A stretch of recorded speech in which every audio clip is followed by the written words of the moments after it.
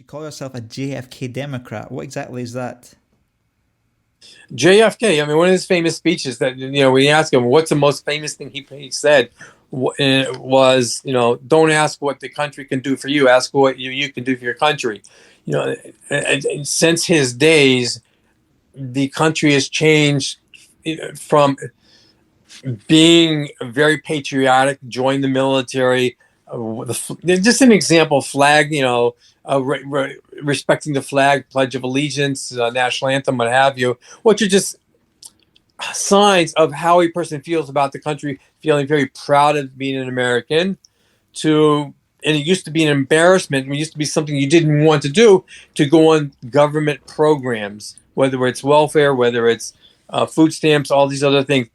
They were there as a last resort for helping people who were down on the luck, so to speak. Those people who, through no fault of their own, became disabled, unemployed, fill in the blank.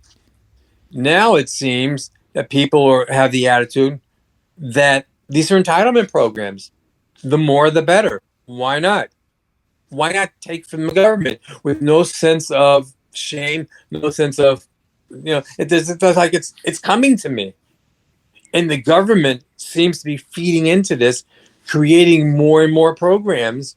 And this is driving a lot of people. I understand why the Democratic Party is doing it, because what happens is when you give someone more money, more benefits, what have you, they'll vote for you. They don't look like what the big picture is. Well, is that good for is this policy good for the country? Well, and some people don't understand monetary policy is there's no such thing as free. If you're getting something, your neighbor, your family member, somebody else is paying for it. This is wealth redistribution, and sometimes it's necessary for the reasons I said before, through people becoming disabled, losing their jobs, what have you. But to intentionally build your life like that and say, you know what, I don't want to go to get a career, I don't want to work, why should I bother? The government's giving me food and housing. I'll live like that. What's the big deal? I'm hearing reports of employers that are finding it hard to employ people now because people are happy sitting at home getting the dough. There's truth to that. It's in the papers now, especially the restaurants or other industries where they're entry-level jobs. People are getting more not to work, especially now because of the pandemic, where all these unemployment benefits are non-ending. You're going to have that's basically going to cause inflation, because as there's less goods being made, prices are going to go up, and people are just in a dream world if they think that's how they're going to live. I've not been in a good position in terms of support for my business, because just the way I operate is, I was dependent on being in London, but I've had to innovate because so the support has been very bad for me. But this just means that I'm ready to work as soon as the thing opens up a lot more. You mentioned because of I'm sorry, less goods being made, but it's not just less goods being made; it's more money being printed. Yeah, both of them. Yeah, I don't think a lot of people realize that more money being printed means what you said before. Your point in terms of inflation is going one day that the ugly inflation is going to kick in, because the dollar is being devalued so much. Real estate is going up. The prices of a lot of those things are going up also, and less people are working. They have scarcity of goods, and plus the devaluation of the dollar. Yeah, it's basically short term gain for just trying to export all this inflation so that other countries can pay for it that have the dollars and don't have a printing press. Right. I know. This is true. Next topic. So you've basically said that the Democrats left you. What do you mean by that? Meaning that if you would ask me about with my views, do I feel comfortable in the Democratic Party? 40 years ago, you would say, okay, I'm basically a Democrat based on my views. It's not a contradiction. Yeah. But if you would not know which party I was in now, and you would look at my views, in terms unapologetically pro-life, the rule of law, the Second Amendment, just three quick examples, So, okay, you're Republican, right? No. Well, what are you? A libertarian? No, I'm a Democrat.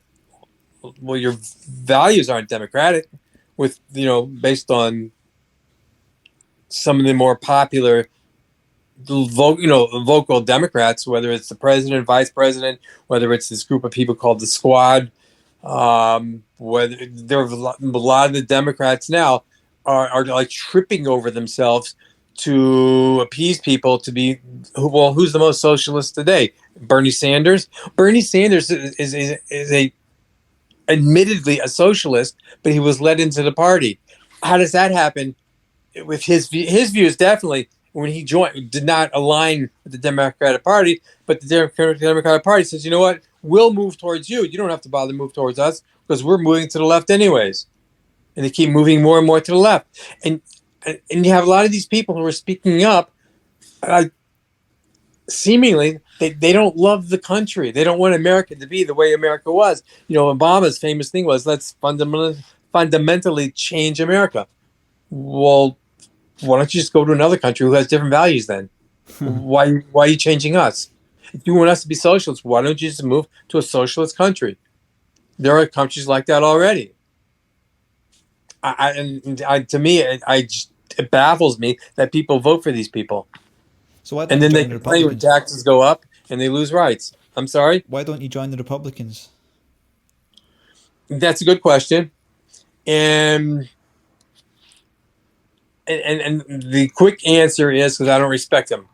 I don't respect them as people, and I don't respect them as politicians. You have the Republicans are very good at campaigning. They're very good at taking your money. But when they're in office, they don't do what they say they're going to do. One prime example was, first of all, why they passed Obamacare to begin with. But okay, they passed it for whatever reason. Then when they campaigned on after that, they said, you know what? We don't have enough votes in the House, in Congress, and in the House, so we can't overturn it. So then they won the House. Did they overturn it? No. Then they said, because we need the Senate. We need the Senate also. So when they won the Senate, they said, well, we can't overturn it because we have the House and the Senate, but we don't have the presidency. We need all three branches.